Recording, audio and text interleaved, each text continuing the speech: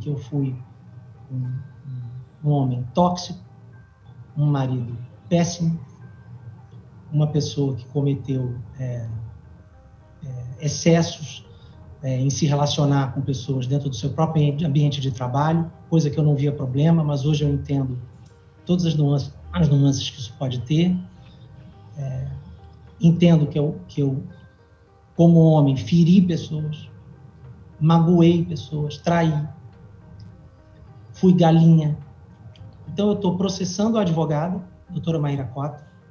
Desde ontem eu entrei com um processo contra ela, para que ela prove o que ela diz sobre mim, sobre as condutas violentas que ela diz que eu tive. E eu estou interpelando também, na segunda-feira. É uma pena eu ter que fazer isso, tá? Mas eu estou interpelando a Dani Calabresa para que ela confirme ou desminta o teor da matéria da Piauí, porque eu e ela sabemos que aquilo ali não aconteceu. Olá, eu sou Maurício Sticer, colunista do UOL, e eu estou aqui na companhia de Dolores Orozco, editora-chefe do Universo aqui do UOL, para uma entrevista com Márcio Smelling. Olá, Márcio. Olá, Maurício. Olá, Dolores. Boa tarde. Como vários jornalistas, eu venho solicitando há quase um ano uma entrevista com você, sem sucesso. Desde o surgimento da primeira notícia sobre uma denúncia de abuso moral publicada aqui mesmo no UOL. Nesse período, a história evoluiu, novas e graves denúncias surgiram, de assédio não apenas moral, mas também sexual. E você, Smelling, se manteve em silêncio, o que de alguma forma pode reforçar a impressão de que você é culpado. Então, por que você demorou tanto a falar e só concordou agora, depois da publicação pela revista Piauí, de uma série de novas denúncias de assédio sexual e moral contra você? Vamos lá. A primeira denúncia, como você falou, tem um ano. Demorei um ano para falar, porque, antes de tudo, eu queria entender. Foi um ano de muito aprendizado. Eu queria entender por que isso estava acontecendo comigo, como isso foi acontecer comigo, e o que eu poderia ter feito que tivesse causado algo desse tipo. E logo no segundo momento, eu tive que me ausentar do país para operar minha filha no exterior. E na volta é que já aconteceram essas denúncias, sempre através da imprensa, que me expuseram como um abusador serial, violento. Então, assim, eu queria, para começar, eu acho muito importante dizer que, depois de um ano, eu consigo entender que tudo que aconteceu e que está acontecendo comigo aconteceu a partir dos meus erros, tá? Hoje eu entendo que eu tive comportamentos, que eu tive atitudes que não cabem mais. Eu entendo que eu fui como homem, estou dizendo,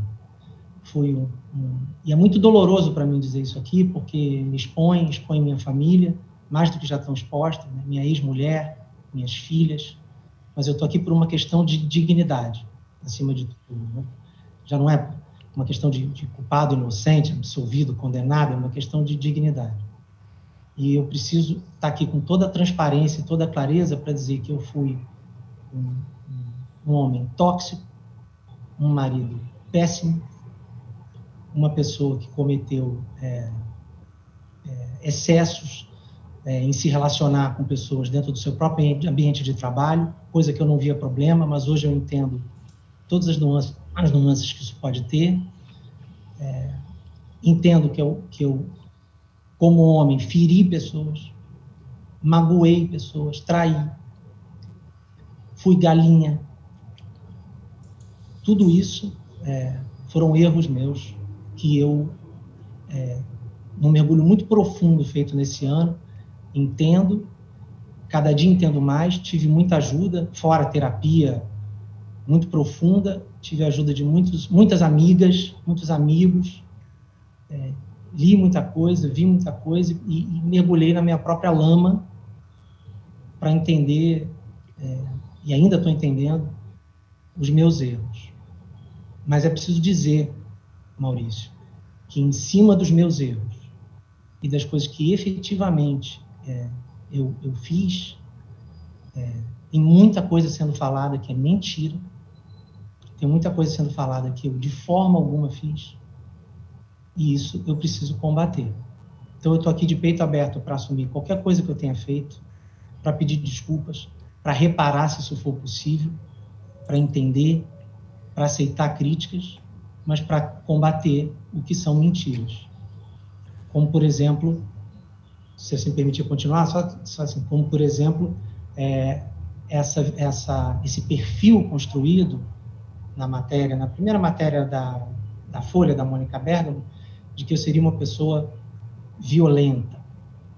Quer dizer, essa advogada, a doutora Maíra Cota, que foi lá e traçou um perfil meu na Folha, ela traçou um perfil de um abusador serial e uma pessoa que tem hábitos violentos. Eu jamais, embora eu confesse os meus excessos, como eu já confessei aqui, e a gente pode conversar sobre eles, eu jamais tive nenhuma relação que não fosse consensual e eu jamais pratiquei nenhum ato de violência com quem quer que seja, na minha vida. Então, esse perfil que foi traçado ali, ele não corresponde de forma alguma à pessoa que eu sou. Queria justamente começar por aí, Márcios. Uhum.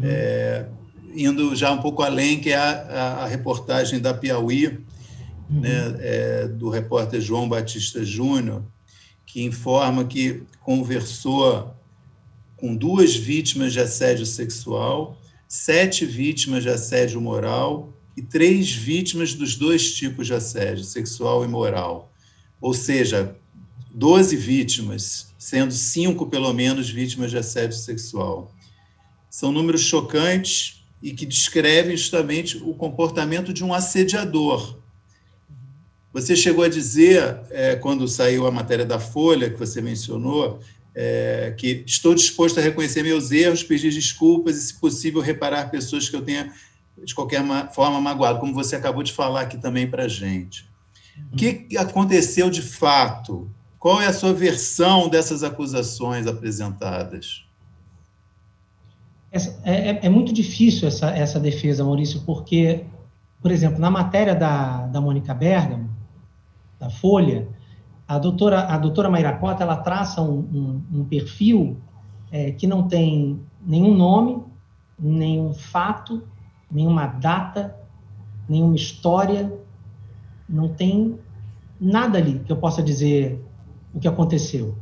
Eu posso, e eu tenho como, deduzir algumas coisas, algumas situações, mas para eu falar dessas situações, eu também tenho que expor pessoas, o que é delicado.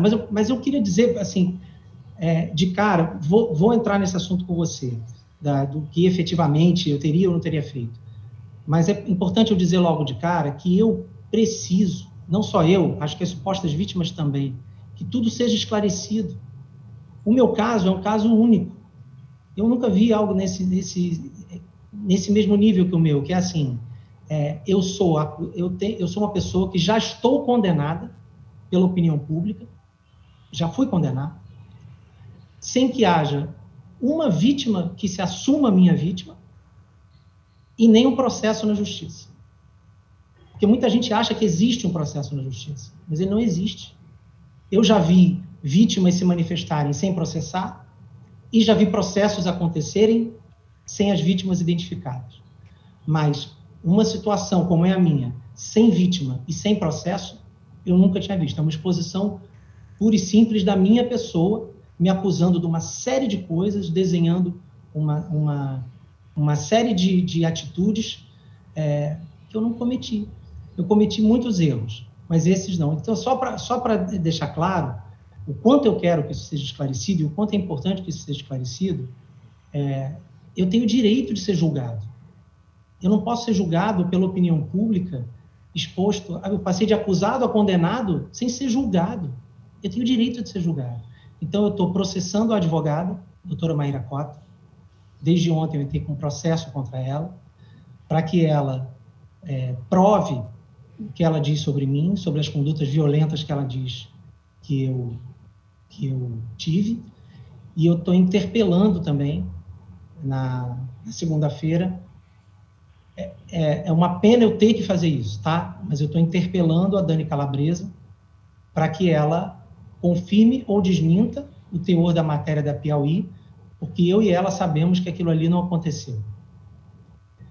Então, é importante, Maurício, dizer que eu sou a pessoa mais interessada em que tudo isso seja esclarecido. Eu tenho,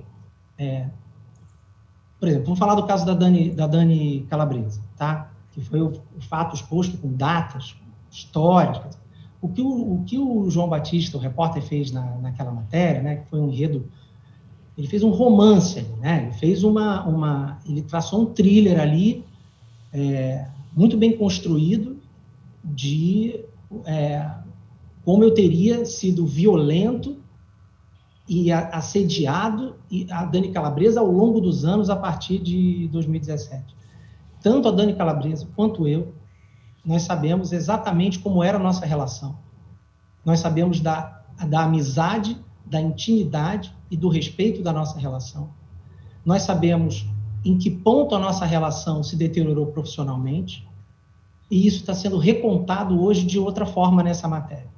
Eu quero acreditar que a Dani Calabresa sabe que aquilo ali não aconteceu. E é por isso que eu estou interpelando ela.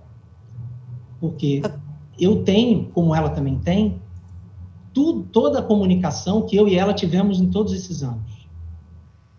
É impossível aquilo ter acontecido e a gente ter, durante 2 anos a partir dali, a relação que a gente teve de amizade, de carinho, de parceria profissional, como se nada tivesse acontecido.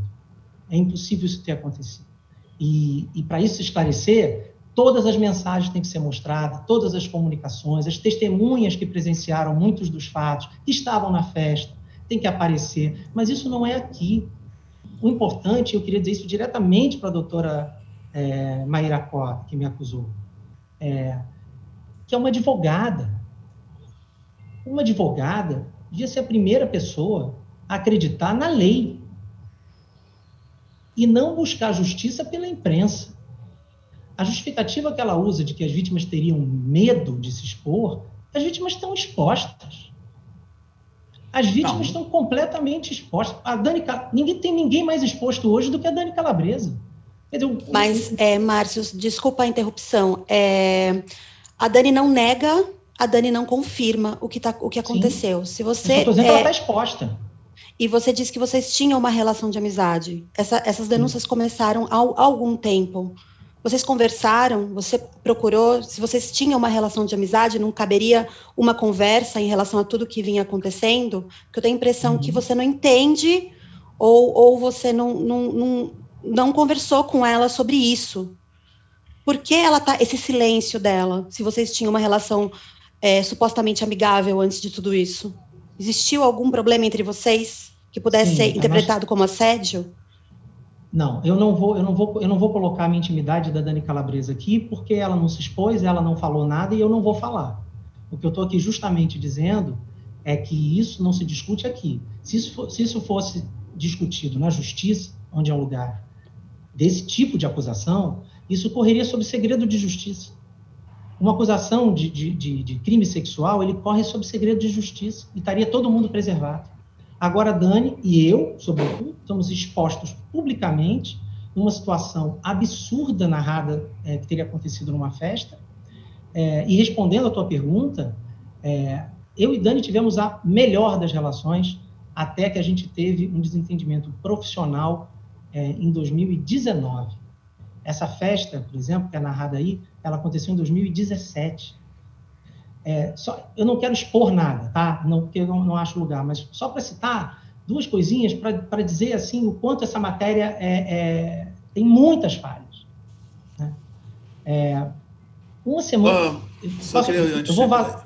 Antes de você comentar a matéria, eu queria fazer uma observação em relação ao que você fez, pontuar sobre o fato dessas denúncias estarem vindo pela imprensa. Há outros casos semelhantes, Márcio. de que o ponto de partida para uma investigação de assédio veio de iniciativas de investigações jornalísticas. O caso mais famoso, inclusive, do Harvey Weinstein, está documentado em 2 livros de jornalistas contando essa história. Então, eu acho que o fato de ter surgido dessa forma não diminui, não invalida, nem nega em si a história. Perfeito, eu concordo com você, Maurício. O meu ponto foi que uma advogada, que é uma pessoa que tem o manto da lei, jornalistas investigarem, tá tudo certo. Imagina, vocês têm que tentar descobrir tudo sobre o caso. O que eu estou dizendo é que quando uma advogada que está defendendo vítimas procura a imprensa ao invés da justiça, isso, para mim, é um descrédito que ela tem na justiça. Porque se ela acreditasse mais na justiça, que é onde ela trabalha, onde ela advoga, ela teria levado o caso à justiça, para que lá, todo mundo protegido pelo sigilo judicial, as provas fossem mostradas, as pessoas pudessem dar seus relatos, as testemunhas serem ouvidas e tudo se esclarecer. E só um ponto a mais. Ela se diz, na matéria, advogada, a responsável pela narrativa pública dos fatos. É assim que ela se apresenta, né? E ela diz, ao mesmo tempo, que ela é advogada das 6 vítimas e das 6 testemunhas. Ela diz isso. E isso me causa muita estranheza. Não só a mim, desculpa, Meli, mas assim, mim, como mulher, não me causa estranheza, porque uma vítima de assédio sexual, enfim, quando ela sofre uma situação dessa, ainda mais no ambiente de trabalho, ela costuma ser desacreditada, ela costuma ser, enfim, colocada a sua dignidade à prova. A gente tem casos muito impactantes recentes que mostram isso. Então, acho que o medo dessas mulheres é compreensível de não vir a público e terem uma porta-voz. Você acha que isso não é um dos motivos delas não estarem mostrando o rosto, o medo, a exposição? Eu não quero descredibilizar as vítimas em momento nenhum. Eu acredito que seja difícil para pessoas que se sentiram feridas virem a público, mas elas estão expostas. Toda a minha argumentação ir à imprensa não as livra da exposição. Pelo contrário, agora está a imprensa inteira atrás de querer saber quem são essas mulheres, a ponto de sair um relato na revista Piauí que conta um caso inteiro, que é vergonhoso para mim, para a Dani. Aquele relato que não aconteceu é uma loucura. O que eu falei, o que eu estava tentando explicar, sobre ela ser a advogada das vítimas e das testemunhas, que isso me causa estranheza, pelo seguinte, ao mesmo tempo que ela diz que ela é a responsável pela narrativa pública dos fatos, ela diz que ela é advogada das 6 vítimas e das 6 testemunhas. Ora, as testemunhas são pessoas que têm que ser isentas e que viram, ou presenciaram, ou participaram de alguma coisa, que vão ali contar a sua versão isenta do que viram. Quando a mesma advogada se diz representante das vítimas, das testemunhas e responsável pelo que é dito, ela monta uma narrativa única para 12 pessoas. Isso está errado. Uma pessoa não pode ser advogada das vítimas e das testemunhas dessas vítimas ao mesmo tempo, porque isso gera um controle da narrativa, que foi o que ela fez. Ela traçou um perfil meu, que é um perfil muito... que acontece... Veja bem, eu estou falando da advogada, eu não estou em nenhum momento falando das vítimas, tá? Eu estou questionando a conduta da advogada. Quando ela traça um perfil, isso é algo muito comum, de você traçar um perfil, ele age sempre assim, que são situações em que você não tem provas das coisas, e você traça um perfil de que a pessoa age... 5, 6 pessoas contam a mesma história, para que aí faça, não, se 5, 6 pessoas estão falando a mesma coisa, aquilo aconteceu. Só que, normalmente, nesse caso, as pessoas vêm de lugares diferentes, têm advogados diferentes, nem se conhecem, o que não é o caso ali. Então, eu questiono, sim, a conduta do advogado. Mas, ainda assim, se essas pessoas sofreram alguma coisa a partir de mim, eu estou aqui disposto a me responsabilizar no fórum adequado, que é a justiça. Porque a pessoa que acusa não pode escolher a pena do acusado.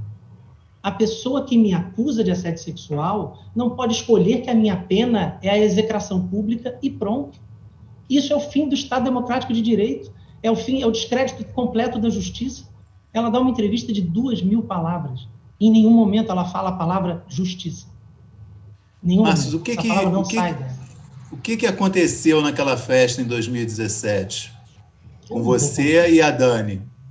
Eu não vou contar. O que eu posso dizer é que aquilo que aconteceu naquela festa, aquela narrativa é completamente fantasiosa. Completamente. Ela é irreal.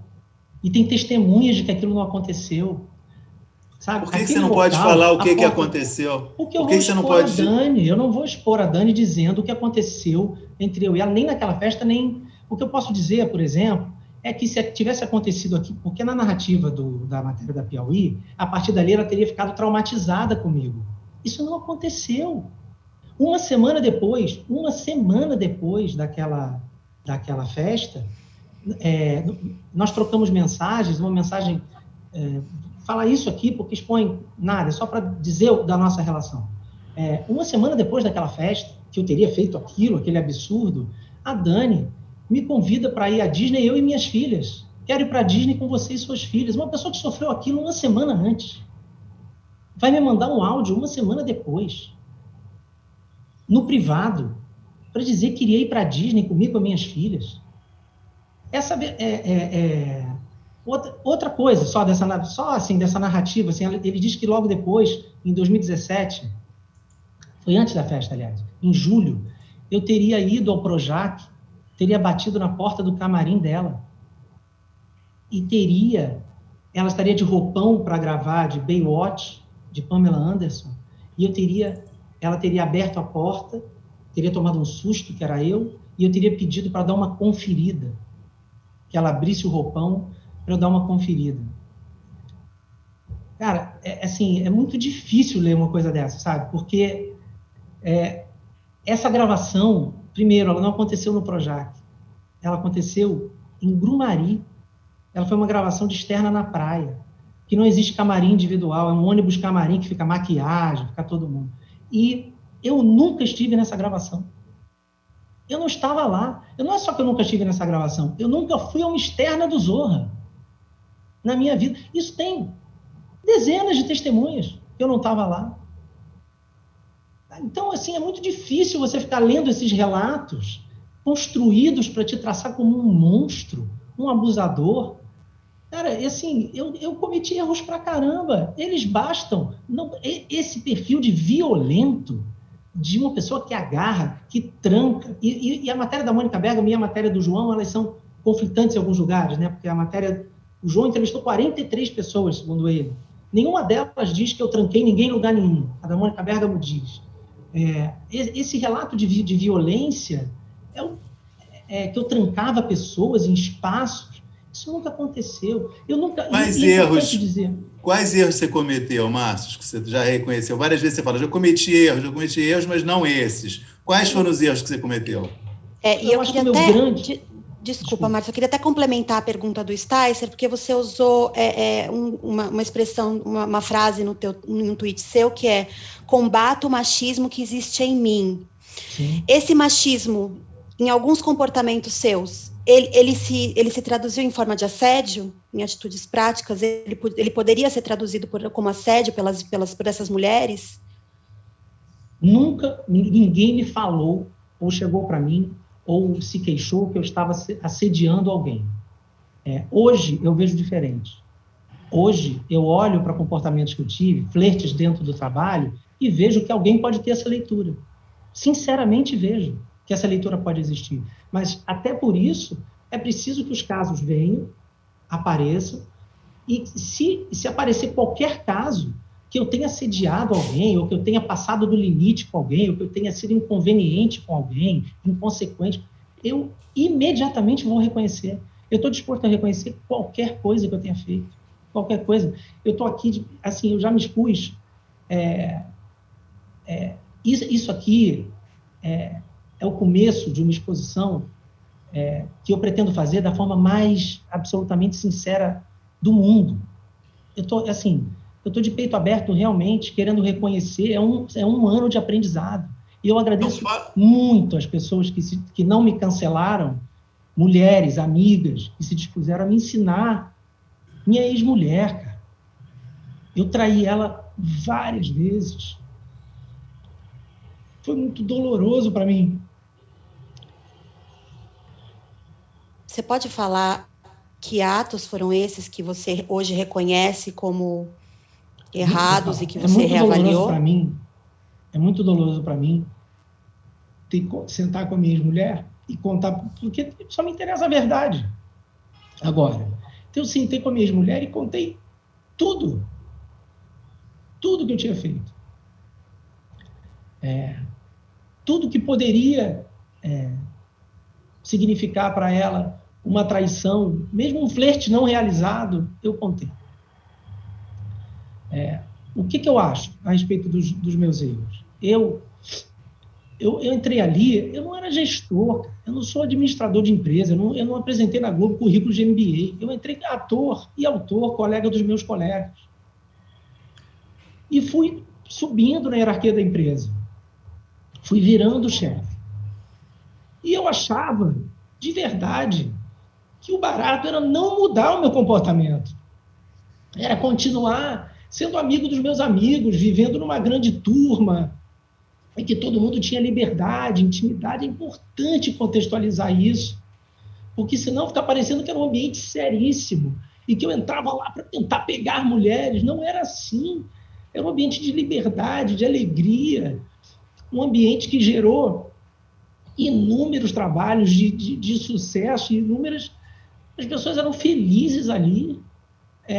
E nós vivíamos ali numa grande turma, a gente viajava junto, a gente via a Copa do Mundo junto, fazia churrasco, festa junina, o humor sempre teve essa intimidade ali.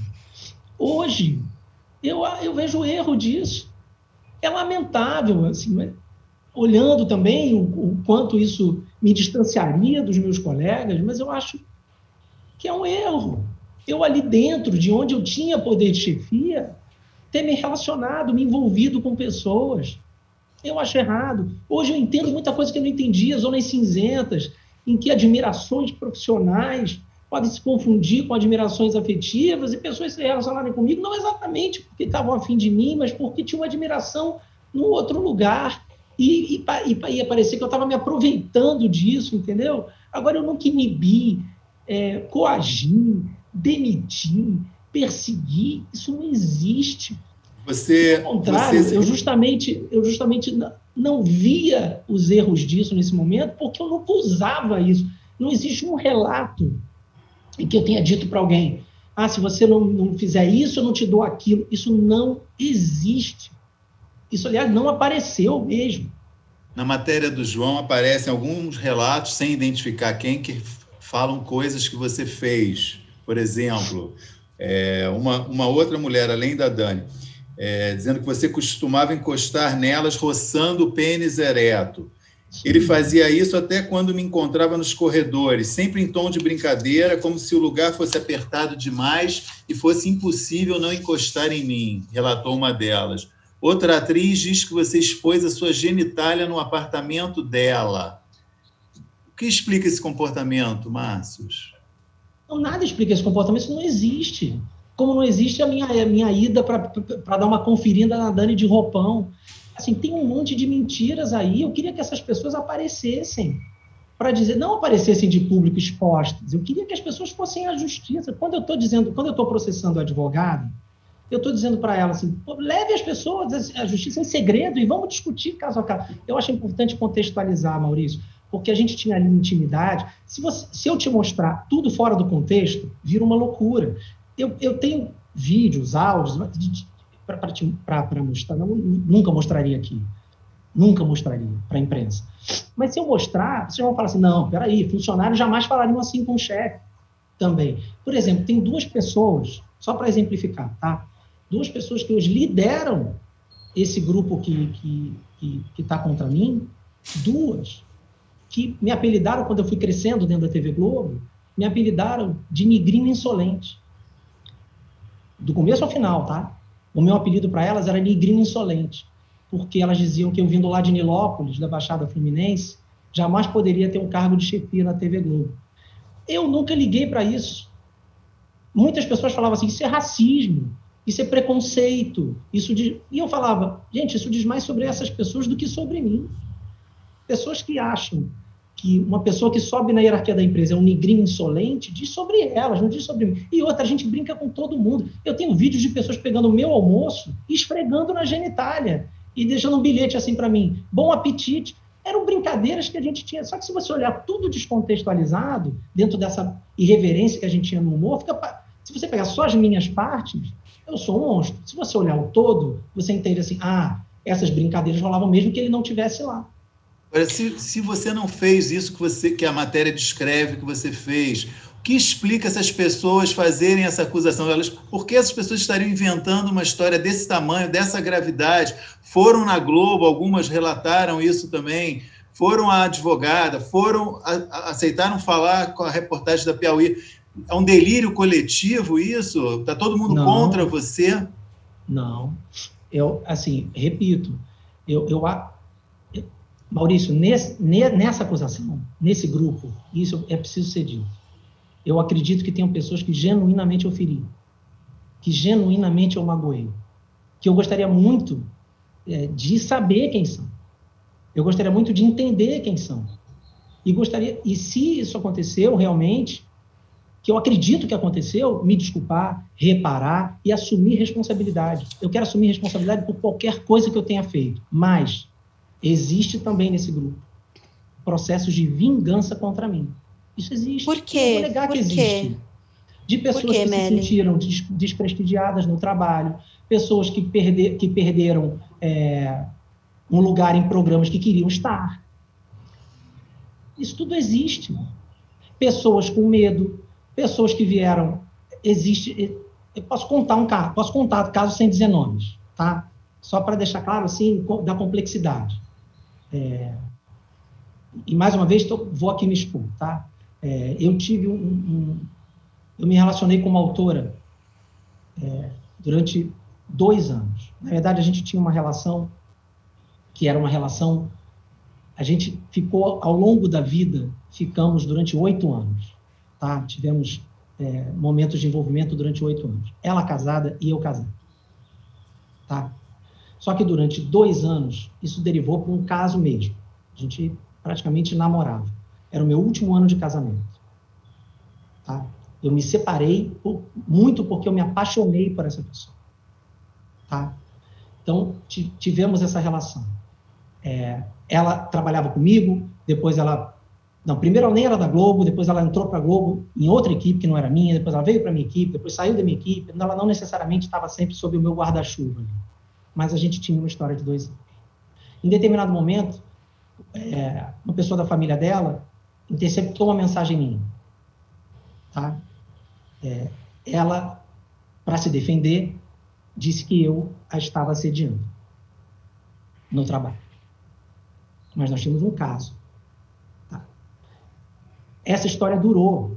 Eu me separei no final do ano, e no outro ano eu estava separado e ela continuou casada.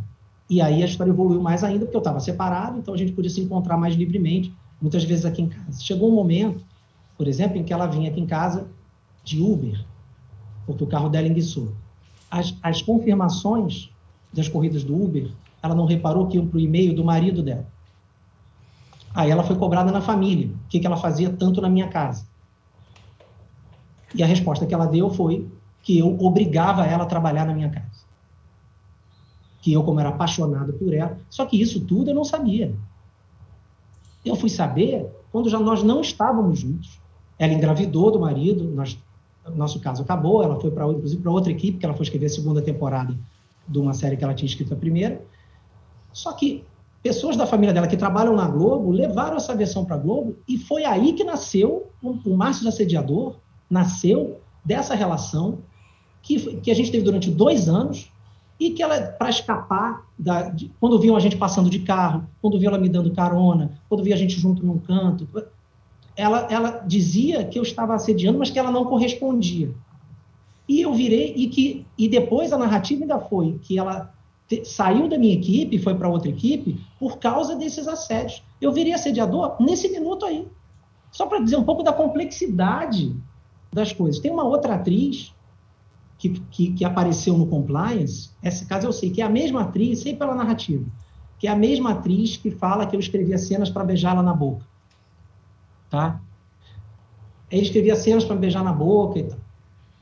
Durante os anos que nós trabalhamos juntos, eu era redator final. Tá? Então, eu escrevi, enquanto ela trabalhou comigo, foram 80 programas, com mais ou menos 7 cenas cada programa. Então, a gente pode dizer umas 560 cenas, não sei se eu fiz a matemática correta. Tá? A gente se beijou em uma cena. Uma. E ela diz que eu escrevia cenas para beijar ela. E mais, a gente só ficou uma vez em 2015, quando ela já tinha sido avisada da demissão dela, a gente ficou numa festa, foi a única vez que nós nos relacionamos, uns beijos saindo de uma festa, e depois, em 2017, ela me mandou mensagens dizendo que eu estava muito bonito no Altas Horas. Em 2018, ela disse que sonhou comigo e estava com muita saudade, passou o dia pensando em mim, mas o sonho não era erótico. Em 2019, ela mandou mensagem dizendo, cacete, a gente ainda vai se cruzar, que saudade de você. Em 2020, ela apareceu na Globo dizendo que eu assediava ela. Então, eu estou dizendo que tem gente que entrou na onda. Mas eu não estou dizendo que todas as pessoas que estão ali são mentirosas. Estou dizendo que o caso é muito complexo. Porque com certeza tem gente que eu magoei, com certeza pode ter gente que se sentiu assediada, com certeza tem gente disputando poder numa empresa que está demitindo, tem gente querendo ganhar espaço e tem gente entrando na onda. E eu virei um símbolo de alguma coisa que tem que morrer. Então, esse movimento, ele é um movimento que foi ganhando força, e as pessoas acreditam nessas narrativas. Agora, vocês podem achar, como pessoas que estão me vendo nesse momento, mas assim, esse cara está inventando tudo isso. Podem achar. O que eu estou dizendo eu tenho prova de tudo que eu estou falando.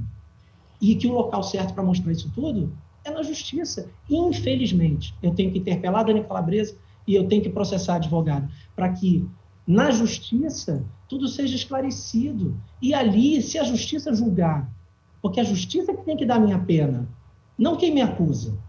E se a justiça julgar que eu tenho responsabilidade sobre alguma coisa, eu vou aceitar.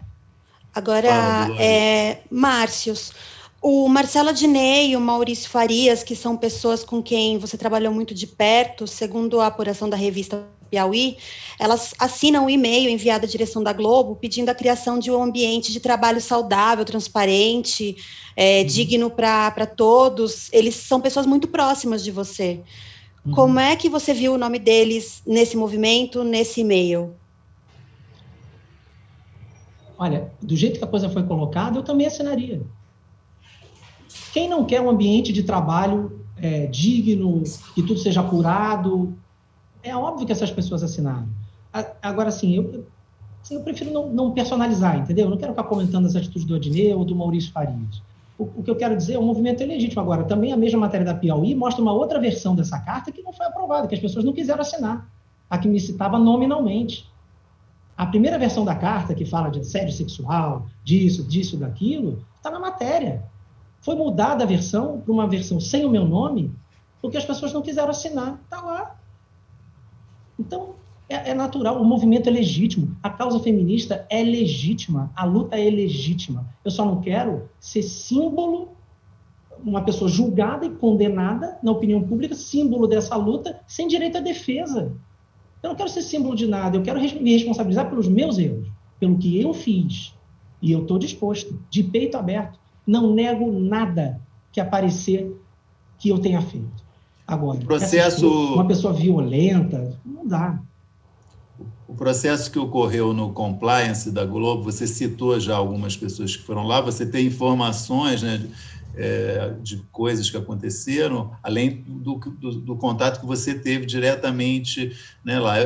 Foi um processo que correu sob sigilo, até hoje não foi divulgado, mas imagino que agora, nessa condição que você está, você poderia falar um pouco, revelar um pouco do que foi, do que saiu desse compliance. Mas a gente não recebe um relato do final do compliance. O compliance, ele corre em sigilo. Como é que funciona o compliance? Ele corre em sigilo. Eu não sei nem quem me denunciou, eu não posso saber. Eu começo a adivinhar, como eu te falei, no caso de uma das pessoas que eu falei, eu adivinho pela narrativa. disse que você escrevia cenas... Aí você identifica quem é. Mas, assim, a identidade das vítimas é totalmente preservada. E é feita uma investigação que corre muito mais ao redor de você do que em cima de você. Então, eles entrevistam dezenas de pessoas. E te ouvem também a respeito dessa investigação. O compliance, é importante esclarecer isso, ele não decide o que acontece com você. O compliance, ele tem uma espécie de recomendação, de uma conclusão que é encaminhada a um comitê de ética da empresa, que eu também não sei quem faz parte, ninguém sabe. Quer dizer, pessoas devem saber, eu não sei quem faz parte do comitê de ética. E o comitê de ética é que toma as decisões que deve ou não deve tomar.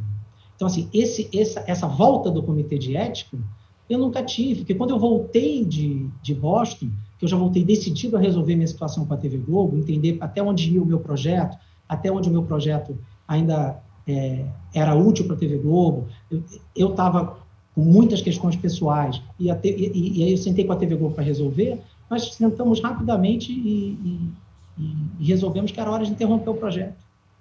Então, você falou enfim, da sua relação, misturou coisas profissionais com pessoais. Como chefe, o que você identifica com erros e que a gente pode caracterizar como assédio moral que você cometeu na sua gestão como chefe, superior de várias das pessoas que te denunciaram? Isso, por incrível que pareça, é a parte mais... Eu sempre fui muito sincero e sempre procurei ser muito educado com todo mundo. O assédio moral é o terreno mais subjetivo que existe, né? Porque você pode falar sinceramente uma coisa para alguém, tipo, seu texto está ruim, e a pessoa achar que isso é uma ofensa, é uma forma errada de dizer. Eu não sei o que eu posso ter falado que se traduza como assédio moral, não sei de verdade, de coração. Agora, se isso aparecer... Deixa eu dizer uma coisa para você, assim, Maurício, Dolores, que é muito importante. Porque senão, como você falou assim, aparece um surto coletivo, é muito louco o que está acontecendo mesmo, porque eu fiquei 17 anos naquela empresa. E a gente não fica 17 anos solto na empresa. Nós somos avaliados.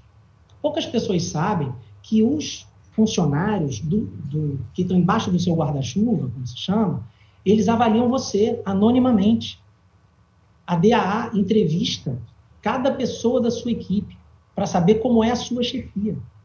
E durante os anos que eu tive lá, eu vi vários chefes passarem por treinamento, por condutas e assédio moral e coisas assim desse tipo. Vários. Eu nunca passei. Nunca eu tive uma queixa de assédio moral. Nunca. E não é porque eu silenciava pessoas, inibia, coagia, porque eu não trabalhava, eu trabalhava em esquema de assembleia. Isso tem milhões de testemunhas também. Só para esclarecer, porque eu acho importante. Porque quando a matéria diz que eu tinha o poder de acabar com a carreira das pessoas e tal, de não colocar nesse ou naquele programa, não escalar, parar de escalar, todos os meus programas tinham um comitê de escalação. Tinham pessoas, era tudo muito bem organizado. Todos os programas tinham um comitê de escalação, em que pessoas eram responsáveis pela escalação. E se reportavam direto aos redatores finais, não a mim. E eu não me meti em escalação. Se você entrevistar os redatores finais, não vai entrevistar, porque eles não vão falar na imprensa sobre questões internas da empresa, mas os redatores finais sabem, e as pessoas do comitê de escalação sabem, que eu jamais cheguei num comitê de escalação e pedi para boicotar nenhuma pessoa em 17 anos de empresa. Outra coisa, pessoas que entravam ou saíam dos programas, isso era feito em assembleia, os diretores do programa, os redatores finais. Quando o Maurício Farias ainda era diretor artístico, o Maurício Farias e eu sentávamos e discutíamos e votávamos e conversávamos sobre quem ficaria e quem sairia dos programas. E quem entraria. Tudo era discutido em assembleia. As entradas, as saídas. E os testes para autores, roteiristas, eram testes, no Zorra, eram testes às cegas. Eu tive muitos amigos que não passaram. A gente botava uma banca e mandava os textos para essa banca sem os nomes dos autores. E os melhores textos ganhavam. Eu tenho... cometendo uma inconfidência aqui, ela é uma excelente autora. Mas a minha ex-mulher, minha amiga, não passou. E eu estava lá. Tudo era decidido em assembleia. Então, dizer que eu era esse chefe que... Usava do poder para humilhar, um chefe que para usava... humilhar, isso nunca aconteceu. Eu quero que me conte um caso de humilhação, que eu peguei alguém e humilhei num set ou numa gravação. Isso não existe. Agora, alguém pode ter se... Repito, pessoas podem ter se sentido ofendidas? Podem. Por vezes, no calor da discussão, eu posso ter passado do limite? Claro que posso. 17 anos de empresa, a gente está ali discutindo, com um programa no ar toda semana. Às vezes as coisas se dão de um jeito. Por exemplo, eu recebi de um editor que trabalhou comigo esses anos todos, um querido editor, uma mensagem muito carinhosa na minha saída. E ele me falou em determinado momento, pô, eu suava para trabalhar com você, porque você cobrava muito. Eu não me via assim. E eu falei para ele, caramba, eu cobrava você muito. Ele falou, pô, você cobrava a beça, mas eu nunca aprendi tanto. O cara, sabe, era uma relação, para mim era tudo muito sincero, mas é óbvio, eu não julgo o sentimento de ninguém, Maurício, de ninguém. As pessoas podem se sentir assediadas moralmente, sexualmente, podem ter me achado inconveniente. É lamentável, eu fico mortificado, porque para mim eu estava vivendo um clima de amizade, de liberdade, de intimidade, de crescimento, para mim a gente estava construindo algo lindo ali, que rendeu tanta coisa legal para todo mundo. Essa semana foi 1 ano do nosso último churrasco geral, as pessoas ficam me mandando mensagens sobre esse nosso último encontro, dizendo, pô, a gente era muito feliz ali. E é importante falar isso também, porque senão parece que está todo mundo contra mim, né? Tem dezenas de pessoas que me escrevem, mandam mensagens, dizendo que confiam em mim, que estão do meu lado, que viram coisas e que só não podem se manifestar. Agora, Mellen, uma das coisas que a gente ouviu da Manuela Miklos, que também está atuando junto da Maíra Cota, advogada, a gente publicou hoje isso em Universa, em que ela relata, a Manuela Miklos, no momento em que Mellen soube que Dani tinha levado o caso à direção da Globo, ele começou uma campanha de intimidação fortíssima, do tipo, a Dani bebe, não lembra, ela toma remédio. Ele fez uma campanha de a Dani é louca. A Dani foi prejudicada de alguma forma por você? Essa campanha de difamação aconteceu? Não. E é importante, eu agradeço a tua pergunta, Dolores, porque a Dani é uma pessoa que eu tratei nesses anos todos, e isso, assim, muita gente viu isso. Eu tratei com extremo carinho e extremo cuidado. E o meu cuidado e o meu carinho, e talvez aí esteja um dos meus erros, ele vai além do profissional. Eu sempre fui um chefe que, se a pessoa está, homem ou mulher, tá? Para não parecer que eu trato assim porque é mulher, se a pessoa está hospitalizada, se uma pessoa está com um parente hospitalizado, ou um filho, eu ligo para a pessoa, eu ligo para o hospital, eu aciono, eu tento criar ali um ambiente que seja humano. Então, assim, jamais fiz isso de dizer a Dani tá louca, a Dani toma remédio. O relato da Piauí é que a Dani está traumatizada comigo, com dificuldade de passar o crachá na catraca, porque desde 2017, da festa. Em 2019, a Dani me procurou pessoalmente. Veja bem, ela me procurou, tá? Ela podia procurar a direção da empresa, a direção do programa. O programa tem 3 diretores, Zorra, 3 diretores. Tinha a direção da empresa, um monte de instâncias para ela procurar. A DAA, ela me procurou para dizer, nessas palavras, que não estava feliz, que estava gravando, às vezes vinha para o Rio, gravava segunda, ficava terça, quarta, quinta sem gravar e só gravava na sexta. Que os amigos dela e a família dela eram de São Paulo e que isso estava entristecendo ela, porque ela ficava muito sozinha no Rio de Janeiro. Você não podia fazer alguma coisa. Isso não é exatamente algo no campo profissional, você entende? Mas é do campo humano. Se uma pessoa está me dizendo que não está feliz, e veja bem, não era por minha causa, porque ela me procurou para resolver. Eu imediatamente reuni a direção do programa, os redatores finais, a produção. Eu estou falando aí de 12 testemunhos, tá? E falei, eu não quero a Dani infeliz. Se ela está dizendo que não está feliz ficando no Rio, Dani vai passar, a partir de hoje, a ter dias fixos de gravação. Eu ouvi das pessoas, Ah, mas isso é privilégio. Você está criando um monstro. Ana, não pode. Como é que você justifica isso para os outros atores? Ana, assim, a pessoa está me dizendo que não está feliz. Se ela não está feliz, eu não vou deixar uma pessoa infeliz no Rio de Janeiro. Ela vai ter dias certos de gravação. E ela teve dias certos de gravação. E a nossa relação seguiu normal. Ela me agradeceu por ter resolvido esse problema. Até a gente ter nosso desentendimento profissional, em maio. Em junho, após o nosso desentendimento profissional ainda, eu recebi mensagens da Dani, depois da escolinha que nós gravamos em junho. Ela me mandou uma mensagem elogiando o seu boneco que eu fazia, que estava muito bom, e me agradecendo pelo chefe que eu era, que ela era muito feliz e era muito por minha causa. Em junho de 2019. Esse desentendimento profissional foi na criação do Fora de Hora, certo? Foi. O relato da Piauí é que a Dani queria refazer o Furo MTV com o Bento Ribeiro, e isso não foi aprovado, e isso teria causado uma reação dela. O que você lembra desse episódio? O que você pode contar? Olha, eu não queria falar desse episódio aqui porque ele expõe muito, sabe? E eu não quero, porque... Mas eu posso dizer o seguinte, a narrativa da Piauí está toda errada. A narrativa, inclusive, daquela noite que ela chegou aqui em casa na leitura, aquela narrativa está completamente modificada. Inclusive, ele diz que foi prometido a ela que ela apresentaria o Bento, que não é verdade. Depois aqui ela ficou sabendo que apresentaria sozinha, o que não é verdade. E era uma noite que tinha 20 pessoas aqui. Então, assim, tem coisas que eu olho, leio e falo, meu Deus, mas como? Sabe? Então, assim, não tem como eu não dizer que tem maldade nessa história. Tem maldade nessa história. Eu repito, tudo isso está acontecendo, mesmo as maldades, pelos erros que eu cometi.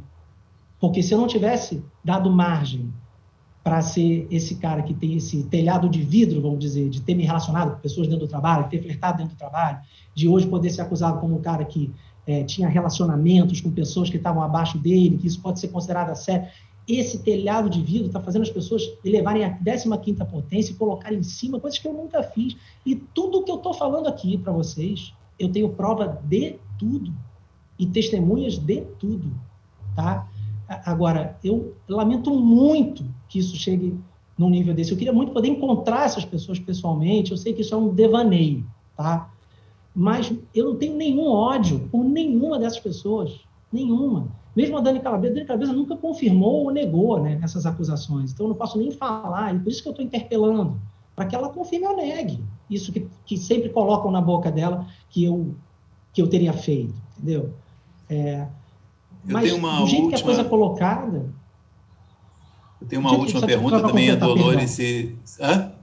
Só para complementar, perdão. Do jeito que a coisa é colocada, eu fui colocado como um cara violento, que perseguiu, que intimidou, que calou. Assim, quem eu persegui?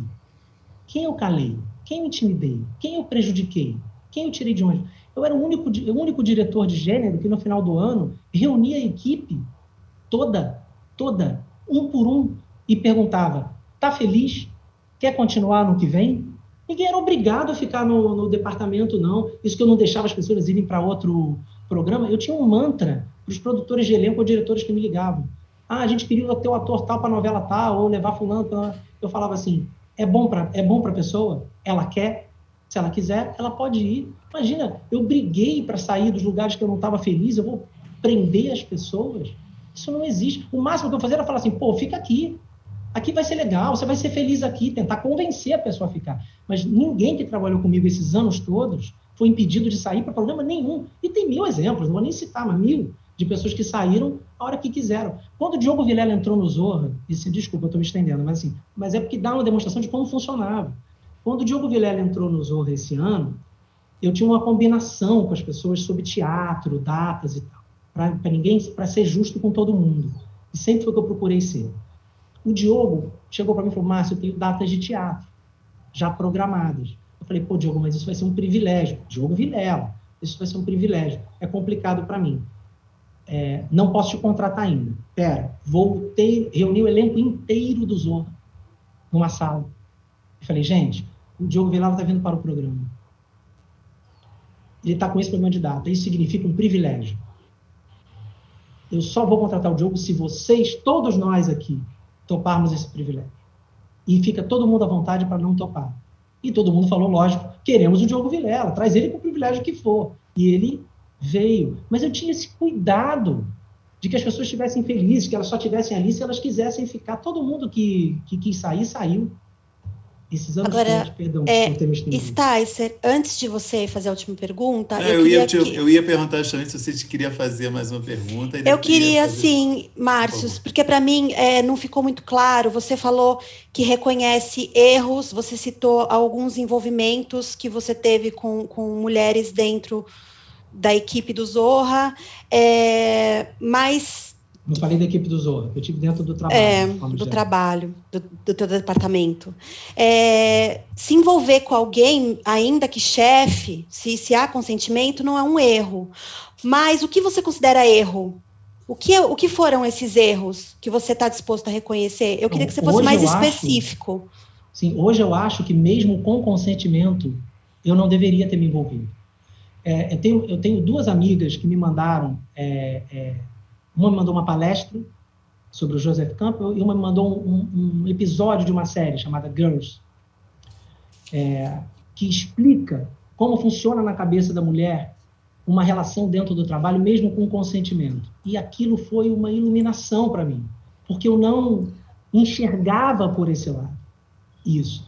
E aí, quando eu assisti aquilo, eu falei, caramba, eu fiquei uma semana na minha análise falando desse episódio. Falando assim, eu não tive, eu me achei inconsequente.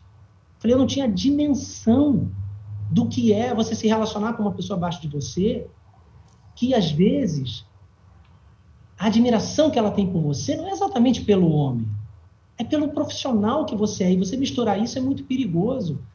Mas hoje eu vejo, não via.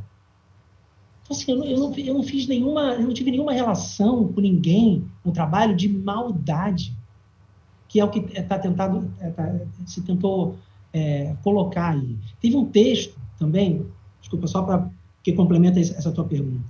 Teve um texto também que foi esse texto, assim, me emocionou muito, assim, e vou tentar falar dele sem chorar, porque toda vez que eu falo desse texto, esse texto é de uma mulher que escreveu aos homens acusados de abuso. E é um texto que ela falou assim, nós mulheres estamos falando muito entre nós mulheres, eu quero falar aos homens. E ela fala assim, é muito difícil para um homem ser acusado de abuso e assumir que em algum momento pode ter sido abusivo.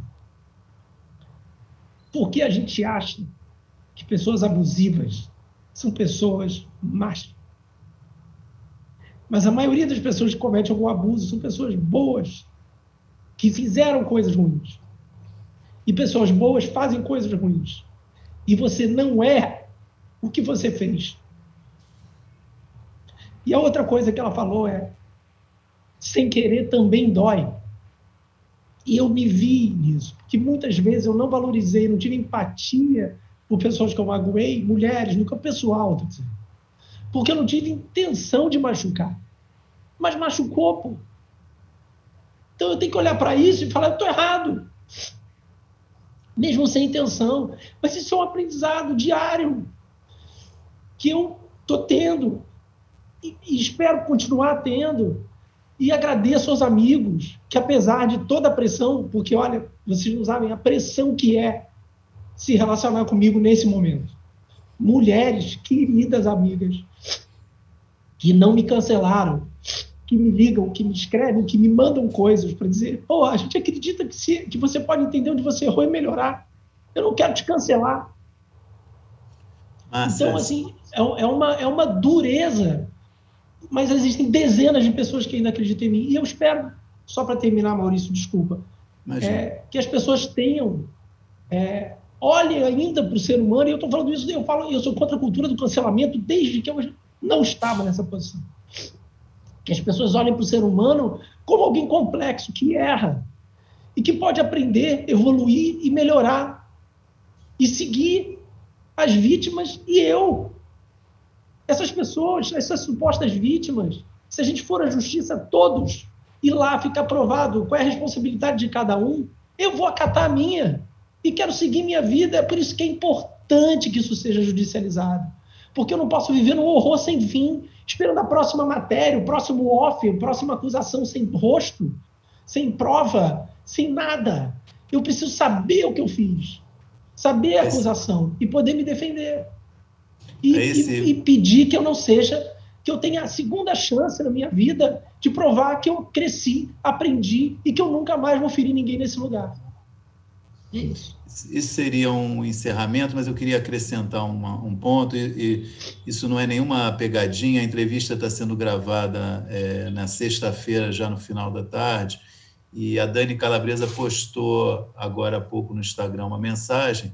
Ela ainda não responde a pergunta que você disse que vai querer fazer, né, interpelando na justiça, mas eu vou ler a mensagem. Se você quiser comentar, você comenta, mas eu entendo como foi uma coisa que surgiu agora de última hora, você também não se sinta obrigado a responder. Ela escreveu o seguinte: nunca quis ser vista como uma mulher assediada, mas para recuperar minha saúde precisei me defender. Nunca procurei a imprensa. Tomei as medidas cabíveis para conseguir ajuda. Tudo é muito difícil, dá medo, vergonha, mas temos que lutar por respeito e justiça. Não passarão. Assédio é crime. E aí tem agradecimentos a pessoas que ajudaram ela, e aí ela, no final, escreve: toda a minha solidariedade às mulheres que passam por isso e têm medo de denunciar. É impressionante a luta que uma mulher precisa travar para provar que é vítima. Denunciem.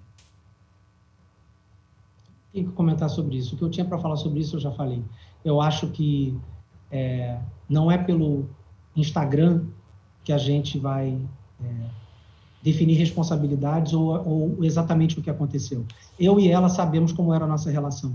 Assim como ela tem, com certeza, tudo que nós trocamos esse tempo todo, e como era a nossa relação antes, durante e depois daquela festa, eu também tenho. Mas isso não estou dizendo isso em tom de ameaça, não. Eu estou dizendo eu tenho um profundo respeito pela Dani Calabresa, eu não tenho nenhum ódio dela. Eu acho ela uma excelente comediante. E tive, ao longo dos anos, muito prazer de trabalhar com ela. Eu digo sem nenhuma hipocrisia. Eu lamento muito que isso tenha chegado a esse ponto. E quando eu digo que é importante que nós dois vamos até a justiça, que a gente vá até a justiça, é para que lá tudo fique esclarecido e as responsabilidades devidamente colocadas. É só o que eu posso dizer. Mas eu não tenho nem dela, nem de ninguém envolvido, nenhuma espécie de raiva. Isso eu trabalhei muito, muito, para não ter raiva de ninguém, porque eu não quero duvidar da dor de ninguém. Não quero estar nessa posição. Dolores, tudo bem para você? Eu agradeço, Dolores, agradeço a você, Maurício. Márcio, obrigado pela entrevista. Eu agradeço. É isso. Qual